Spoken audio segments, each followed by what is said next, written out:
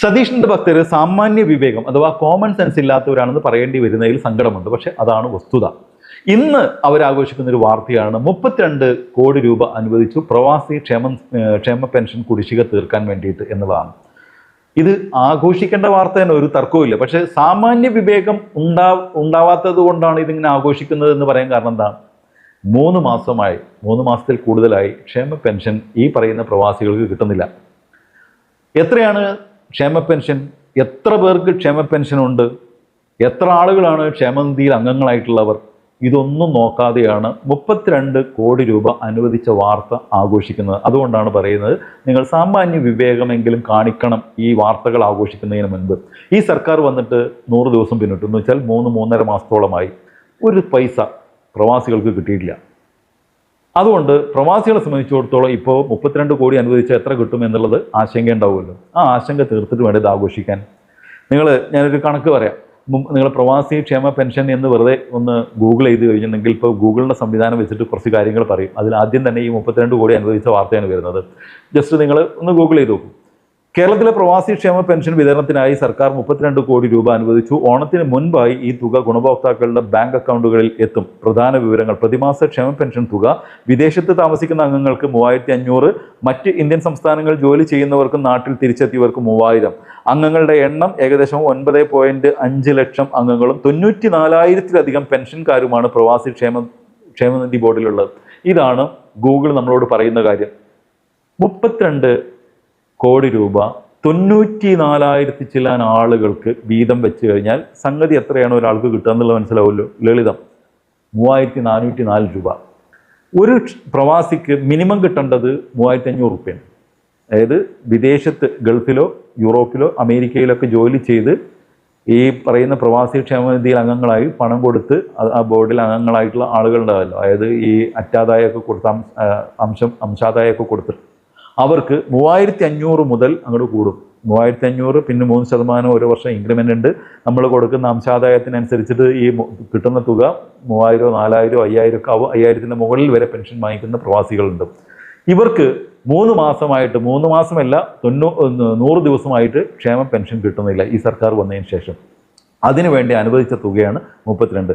ഇതിന് ഈ 94,000-ലധികം ആളുകൾക്കുണ്ട്. നമ്മൾ 94,000 കൊണ്ട് ഡിവൈഡ് ചെയ്യാം, ആ അധികം ഒഴിവാക്കുക. 94,000 കൊണ്ട് 32 കോടിയെ ഡിവൈഡ് ചെയ്ത് കഴിഞ്ഞാൽ കിട്ടുന്നത് 3,404 രൂപയാണ്. അപ്പോൾ യഥാർത്ഥത്തിൽ ഒരു മാസത്തെ ക്ഷേമ പെൻഷനുള്ള തുക പോലും, ഏറ്റവും കുറവ് വാങ്ങിക്കുന്ന ഒരാൾക്ക് 3,500 വാങ്ങിക്കുന്ന ഒരാൾക്ക് ഒരു മാസത്തെ ക്ഷേമ പെൻഷനുള്ള തുക പോലും ഇപ്പോൾ ഈ 100 ദിവസമായിട്ടും അനുവദിച്ചിട്ടില്ല. ഈ വാർത്തയാണ് ആഘോഷിക്കുന്നത്. നോക്കൂ, ഇത് കൃത്യമായിട്ട് കൊടുത്തുകൊണ്ടിരുന്ന ഒരു പെൻഷൻ ഇല്ലാതാക്കിയിട്ട് ഇത് 3 മാസം കുടിശ്ശിക വരുത്തിയിട്ട് അത് കൊടുക്കുന്ന സമയത്ത് വാർത്തയാവുന്നു 32 കോടി രൂപ അനുവദിച്ചു എന്ന്. ഇതേ ആളുകളെ കൊണ്ട്, പ്രവാസികളായിട്ടുള്ള ആളുകളെ കൊണ്ട് പോലും ഷെയർ ചെയ്യിക്കുകയാണ്.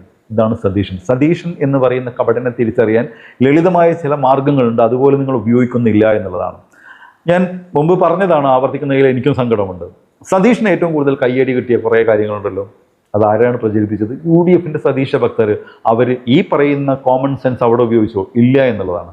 ഒന്ന്, സൗജന്യ ബസ് യാത്ര. അവർ അധികാരത്തിൽ വരുന്നതിന് മുൻപ് പറഞ്ഞത് KSRTCയിൽ മുഴുവൻ സ്ത്രീകൾക്കും എല്ലാ KSRTC ബസ്സുകളിലും സൗജന്യ യാത്രയായിരിക്കും. നിങ്ങൾക്ക് ടൂർ പോകാം, നിങ്ങൾക്ക് തീർത്ഥാടന യാത്ര പോകാം, ബന്ധുക്കാരെ വീട്ടിൽ പോകാം, ജോലിക്ക് പോകാം, എന്ത് വേണമെങ്കിൽ ചെയ്യാം. പൂർണ്ണമായിട്ട് സ്ത്രീകൾക്ക് സൗജന്യമാവുന്നതാണ്. അധികാരം കിട്ടിയപ്പോൾ അവർ പറഞ്ഞ് തൽക്കാലം ഓർഡിനറി ബസ്സുകളിൽ മാത്രമായിരിക്കുന്നുണ്ട്. അതെങ്കിൽ അത് കിട്ടുമെന്ന് കരുതിയപ്പോൾ ഈ പരിപാടി ആരംഭിക്കുന്നതിൻ്റെ തൊട്ട് തലേ ദിവസം പല ഓർഡിനറി ബസ്സുകളുടെയും പേര് മാറ്റിയിട്ട് സിറ്റി ഫാസ്റ്റ് എന്നാക്കി. 1 മാസം തികഞ്ഞില്ല അപ്പോഴേക്ക് ഓടിക്കൊണ്ടിരുന്ന ഈ ഓർഡിനറി ബസ്സുകളിൽ 150-ൽ പരം ഓർഡിനറി ബസ്സുകൾ കട്ടപ്പുറത്തായി. ടയർ മാറ്റാൻ കാശില്ല, ഡീസൽ അടിക്കാൻ കാശില്ല എന്നൊക്കെ പറഞ്ഞ് മാധ്യമങ്ങൾ റിപ്പോർട്ട് ചെയ്തു. ഞാനും ആ വീഡിയോ ചെയ്തിരുന്നു. ഇതാണ് അതിൻ്റെ അവസ്ഥ. ഈ ഓർഡിനറി ബസ്സുകളിൽ സൗജന്യ യാത്ര കൊടുക്കാനായി സർക്കാർ നീക്കിവെച്ച തുക എത്രയാണ് ബജറ്റിൽ? നിങ്ങൾ പരിശോധിച്ചാൽ മതി. ബജറ്റിൽ 600 കോടി എന്ന് വെച്ചാൽ വർഷത്തിൽ 600 കോടിയാണെങ്കിൽ മാസത്തിൽ എത്രയാണ്? 50 കോടി രൂപ. സ്ത്രീകളുടെ സൗജന്യ യാത്രയ്ക്ക് വേണ്ടി 50, നല്ല കയ്യടി കിട്ടി. 50 കോടി രൂപ ഒരു മാസം. പിന്നെ ആശാ വർക്കർമാരുടെ ഓണറേറിയം വർദ്ധിപ്പിക്കാൻ വേണ്ടിയിട്ട് 3000 രൂപയാക്കി വർദ്ധിപ്പിക്കാൻ വേണ്ടിയിട്ട് നീക്കിവെച്ചു. അങ്കണവാടി ടീച്ചർമാരുടെ ശമ്പളം വർദ്ധിപ്പിക്കാൻ 1000, പാചക തൊഴിലാളികൾക്ക് 500. ഇതൊക്കെയാണ് പൂക്കിയുടെ കയ്യടി കിട്ടിയ പരിപാടികൾ. ഞാൻ പറയട്ടെ, അങ്കണവാടി ടീച്ചർമാർ, ആശാ വർക്കർമാർ എത്രയാണ്? 26,000 ചില്ലാൻ ആളുകൾ. അവർക്ക് 3000 വെച്ച് കൂട്ടിയാൽ നോക്കണം, 1000 രൂപയായിരുന്നു ഉമ്മൻചാണ്ടിയുടെ കാലത്ത്. ഇതേ UDF ഭരിക്കുമ്പോൾ 1000 രൂപ ഉണ്ടായിരുന്ന ഓണറേറിയം ഘട്ടം ഘട്ടമായിട്ട് 9000 രൂപയാക്കിയത്. എന്ന് വെച്ചാൽ 8000 രൂപ വർദ്ധിപ്പിച്ചത് 10 വർഷം ഭരിച്ച പിണറായിയാണ്. അത് കേന്ദ്ര സർക്കാരിന് കീഴിലുള്ള ആളുകളാണ് ഈ ആശാ വർക്കർമാർ. അവർക്ക് ഓണറേറിയം വർദ്ധിപ്പിച്ചത് 8000 വർദ്ധിപ്പിച്ചു കൊടുത്തത് ഈ സർക്കാർ. ആ സർക്കാരിനെതിരെ ഈ VD സതീശൻ കൂട്ടർ നടത്തിയ സ്പോൺസേഡ് സമരമായിരുന്നു ആശാ വർക്കർമാർ. അവർ ഒരൊറ്റ ഡിമാൻഡ് വെച്ചത് 21,000 ആക്കാതെ ഈ സമരം പിൻവലിക്കില്ല. ആ സമരം പിൻവലിക്കാൻ സതീശൻ പറഞ്ഞത് ഞങ്ങളുടെ ആദ്യ ക്യാബിനറ്റിൽ തന്നെ ഞങ്ങൾ ഈ തീരുമാനമെടുക്കും, 21,000 ആക്കും. എന്നിട്ട് 3000 കൂട്ടിക്കൊടുത്തു. എന്ന് വെച്ചാൽ ഇപ്പോൾ അവർക്ക് 12,000. 12,000 അല്ല, 21,000. ആ 12,000 ആക്കിയപ്പോഴേക്കും അവർ സമരം അവസാനിപ്പിച്ചു പോയെങ്കിൽ ആ സമരക്കാരുടെ ഉദ്ദേശം എന്തായിരുന്നു എന്നുള്ള കൃത്യമല്ലേ. ആ ആശാ വർക്കർമാർക്ക് അധികമായി കൊടുത്ത 3000-ഉം അങ്കണവാടി ടീച്ചർമാർ, നിങ്ങൾ ഗൂഗിൾ ചെയ്താൽ കാണാം കേരളത്തിൽ എത്ര അങ്കണവാടി ഉണ്ട്, അവിടെ എത്ര ടീച്ചർമാരുണ്ട്. എല്ലാ അങ്കണവാടിയിലും ഓരോ ടീച്ചേഴ്സാണ്. കൃത്യമായിട്ട് നിങ്ങൾക്ക് ആ കണക്ക് കിട്ടും. എത്ര പാചക തൊഴിലാളികളുണ്ട്. എയ്ഡഡ് സർക്കാർ സ്കൂളുകളിലെ പാചക തൊഴിലാളികൾക്കാണല്ലോ ഈ സർക്കാർ ശമ്പളം. അതിന് 500 രൂപ വെച്ച് കൂട്ടുക. ഇതിനൊക്കെ കൂടി വർഷം സതീശന് ഖജനാവിന് ചെലവ് വരുന്നത് 760 കോടിയാണ്. കണക്ക് കൃത്യം 760 കോടിയിൽ താഴെയാണ്. ഇതിന് നല്ല കയ്യടി കിട്ടി. അതായത് സൗജന്യ ബസ് യാത്ര, അങ്കണവാടി ടീച്ചർമാരുടെ ശമ്പള വർധനവ്, ആശാ വർക്കർമാരുടെ ഓണറേറിയം വർദ്ധിപ്പിച്ചത്, പാചക തൊഴിലാളികളുടെ ഈ 4 പരിപാടിക്ക് നല്ല കയ്യടി കിട്ടി. പക്ഷേ നമ്മൾ അറിയാതെ തീരെ ചർച്ച ചെയ്യാതെ പോയ മറ്റൊരു ദുരന്തമുണ്ടായി ഇതിനടുത്ത്. ഈ ക്ഷേമ പെൻഷനല്ല, പ്രവാസികളിലതല്ല ആദ്യം മുടങ്ങിയത് മലയാളി തിരിച്ചറിഞ്ഞത് വളരെ കുറഞ്ഞ ആളുകളിൽ മാത്രം എത്തിയ ഒരു പെൻഷനായിരുന്നു സ്ത്രീ സുരക്ഷാ പെൻഷൻ.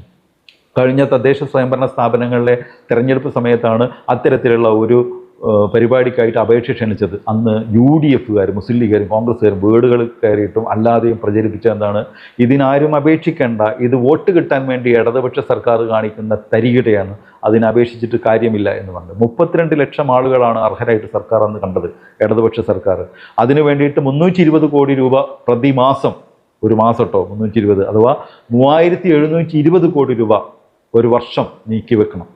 അത്തരത്തിൽ ആ പദ്ധതി ആസൂത്രണം ചെയ്തിട്ട് അപേക്ഷ ക്ഷണിച്ചപ്പോൾ ആദ്യഘട്ടത്തിൽ വെറും 10 ലക്ഷം ആളുകൾ മാത്രമാണ് അപേക്ഷിച്ചത്. എന്താ കാരണം?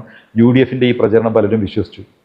10 ലക്ഷം ആളുകൾക്ക് ആദ്യ മാസം കിട്ടിയപ്പോൾ ബാക്കിയുള്ള കുറച്ച് ആളുകൾ കൂടി അപേക്ഷിച്ചു. അങ്ങനെ രണ്ടാമത്തെ മാസമായപ്പോഴത്തിന് 18 ലക്ഷമായി. എന്ന് വെച്ചാൽ 3-4 മാസം കഴിയുന്നതിൻ്റെ ഉള്ളിൽ 32 ലക്ഷം ആളുകളും അപേക്ഷകരായി വരുമായിരുന്നു. പക്ഷേ 18 ലക്ഷമായപ്പോഴേക്കും ആ സർക്കാർ പടിയിറങ്ങിപ്പോയി. പകരം വന്ന UDF സർക്കാർ എന്തായി? ആ പദ്ധതി കണ്ട് ഉപേക്ഷിച്ചു. VD സതീശൻ. ആരും ചോദിക്കാൻ പോലുമില്ല. കാരണം എന്താണ്?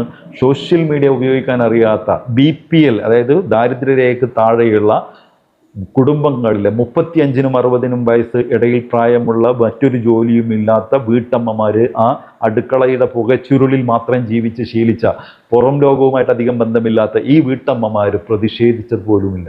ആരും അറിഞ്ഞില്ല. അത്തരത്തിൽ സതീശൻ എന്ന് പറയുന്ന കാപട്യത്തിൻ്റെ നിറകുടത്തെ മനസ്സിലാക്കാൻ മൂപ്പർക്ക് അറിയാം. ഈ പെൻഷൻ മുടങ്ങിയാലും പ്രതിഷേധമുയരില്ല. പകരം കയ്യടി കിട്ടാൻ പറ്റുന്ന പരിപാടി ഇതിൻ്റെ പകുതിയുടെ ചെലവ് പോലുമില്ല. അതുകൊണ്ട് 3720 കോടി രൂപയുടെ പരിപാടി വെട്ടി സതീശൻ 7760 കോടി രൂപ മാത്രം ചെലവുള്ള 4 പരിപാടികൾ മുന്നോട്ട് വെച്ച് കയ്യടി നേടി. ഇവിടെ സതീശൻ മുടക്കിയ പ്രവാസി ക്ഷേമ പെൻഷൻ സതീശൻ വന്നതിന് ശേഷം കൊടുക്കാത്ത പെൻഷനാണ്. ആ മുടങ്ങിയ പെൻഷൻ കൊടുക്കുമ്പോൾ അതും 1 മാസത്തിന് പോലുമുള്ള പൈസ കൊടുക്കാനില്ല. അത് കൊടുക്കുമ്പോഴും സതീശൻ കയ്യടി നേടുക. നോക്കണം, കഴിഞ്ഞ സർക്കാരിൻ്റെ കാലത്ത് കയ്യടി എവിടെയും കിട്ടിയിരുന്നു. ചിലപ്പോൾ മുടങ്ങാതെ കൊടുത്തിരുന്നു. കയ്യടിയുടെ പ്രശ്നമുണ്ടോ? 3 മാസം കൊടുക്കാതായിട്ട് 1 മാസം കൊടുക്കുമ്പോൾ പിണറായി 32 കോടി അനുവദിച്ചു എന്ന് പറഞ്ഞാൽ കയ്യടി കിട്ടൂലേ?